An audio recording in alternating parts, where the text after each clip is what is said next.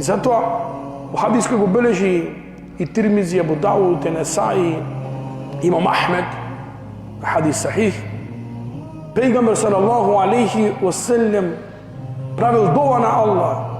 Дова на Аллах. Аллахумма инни а'удhu бика мин шерри сам'i ва мин шерри басари ва мин шерри лисани ва мин шерри калби ва мин шерри манiyyi. Аллаху мој, заштити ме од злото на слухот. Како бе зло слух? Што зло има слухот? Од злото на видот, од злото на јазикот, од злото на срцето и од злото на половиот орган. Значи, овој слух може да биде зло. Може да слушаш туѓи зборови, може да слушаш Куран. Да слушаш Куран е добро, да слушаш дерс е добро, ама да слушаш оговарање и се ситиш, тогаш ти слушаш зло. Злото на видот. Ти со овие очи можеш да гледаш убавини на Аллах и да речеш елхамдулилlah, а можеш да гледаш само мани во луѓе, па да се заразиш себе си. Wa min sharri lisani. Аллах чувај ме од злото на јазикот. Зошто? Зашто овој јазик може да рече елхамдулилlah, ел калиме тајјибе садака. Да изговориш елхамдулилlah или убавиот реч е садака. Убавиот реч е добро дело. Обратно, лошиот реч е греф. Па сега размисли, што човек прави со јазикот? Прави добро или зло? Чувајме од злото на срцето. Како зло срце? Да. Ако срце го наполни со љубов, ако срце го направи со иман, го наполни со добро, тоа е добро на срце, му даш мир на душа, мир на срце.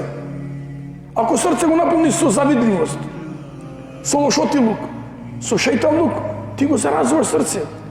Ти му даваш зло на срце, ти го разболуваш срце. Wa min sharri maniyyi. Вика и од злото на половиот орган. Како е зло на полов орган? Да. Зло на полов орган што може да биде? Ако ти имаш законска жена и спиеш со жена, ти имаш награда и севап.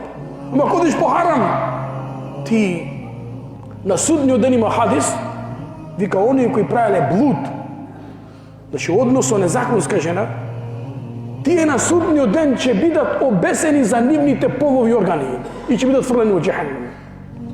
Значи, охкото, слухот, говорот, срцето, половиот орган, можеме да ги употребиме за севап, може ги да употребиме и за грев. Кој е пресуден фактор во тоа? Ти. Ти. Со ова уста денеска што си зборувал? Со ова уста денеска стави на вага, на кантар, што повеќе си изговорил денеска? Дали повеќе си изговорил позитивни или негативни работи? Што го користиш ти јазиков? За хајр или за шер? И затоа во хадис сахих лебба Абдуллах ибн Масуд фи Сафа, вели вака. Вика, кога бил Абдуллах ибн Масуд, асхаб на пејгамбер, во Сафа, Сафа и Мерва, тие обреди на умра и на хаџ, и му се обрати на јазик. Му рече, кул хајран тегнем, о јазик, кажи добро, спечали добро.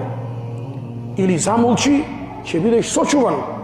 Замолчи, ќе бидеш сочуван. Фетъкфи шерра и ќе бидеш сочуван од зло.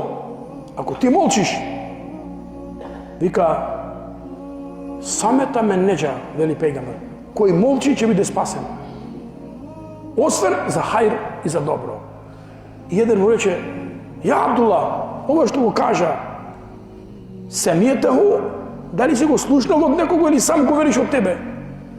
Кале, бел семијету мин Расулиллахи саллаллаху.